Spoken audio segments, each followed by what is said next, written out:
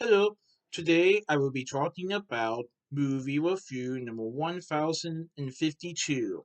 This is IF, IF, which stands for Imaginary Friend. If is a 2024 movie directed by John Krasinski in the movie, and John Krasinski actually has a small part in the movie, which I will discuss in a minute. If is from Paramount Pictures, and I saw this movie on July 7th, 2024 at Greendale Cinema in Indiana. Greendale, Indiana. And this was a pretty good movie.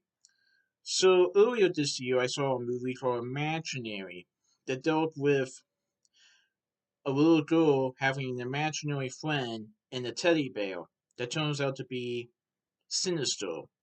Well, this movie, If, is definitely more appropriate for kids, and it's actually a family friendly film. So, a young girl named B, who recently just lost her mother, and whose father is battling an illness, she moves with her grandma for the time being, and she's just trying to make the best of it despite everything going on in her life, and she isn't really sure what to do.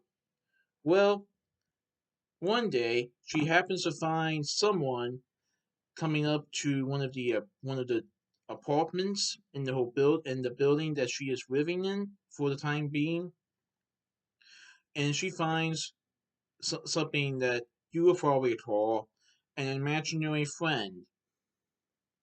She begins to see everyone's imaginary friends who have been left behind as their real life friends have grown up.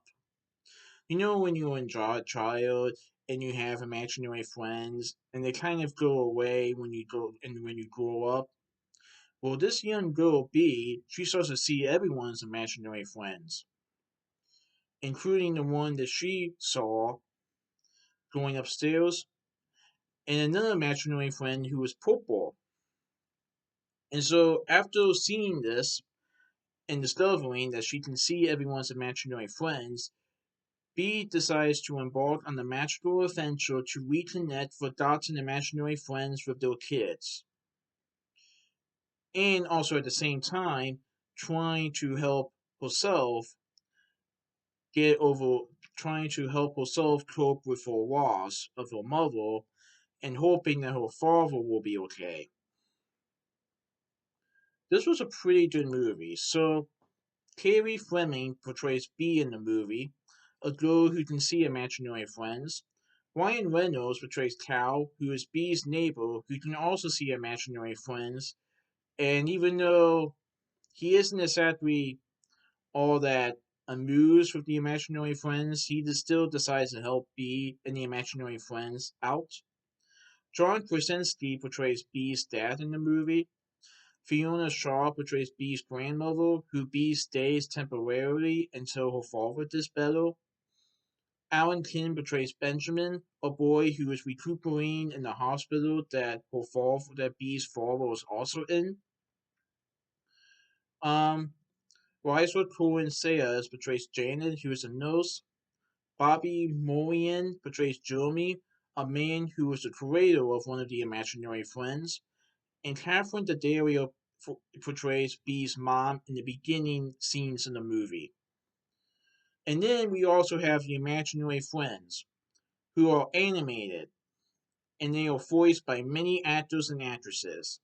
Steve Carell voices Boo, who is an imaginary friend who resembles a large purple monster. This was one of the two imaginary friends that B saw in the beginning in the beginning of the movie. As far as Boo was one of the first imaginary friends that B saw. But the very first imaginary friend that B saw was Blossom, voiced by Phoebe Waller-Bridge in the film. Blossom is a butterfly-like imaginary friend, or if. Louis Gossett Jr. voices Louis, who is an elderly teddy bear if, who runs a memory lane retirement home. Awkwafina voices Bubble, Emily Blunt voices Unicorn, George Clooney voices Spaceman, Bradley Cooper voices Ice, Matt Damon voices Flower, Bill Hader voices Banana. Richard Jenkins voices Art Teacher. Keaton Michael Key Keaton Michael Key voices Slime. John Krasinski voices an imaginary friend called Marshmallow. Blake Lively voices Octopus. Alison Segal voices Viola. Sebastian Maniscalco voices Magician Mouse. Christopher Maloney voices Cosmo. And there are many other actors and actresses in this movie. And so I like how in the movie it definitely shows that even adults can still see their imaginary friends. And even though I won't say exactly what happens, but I will say that some of the imaginary friends do try to reconnect with their previous owners or the kids that grew up with them. And let's just say that the results may actually surprise you.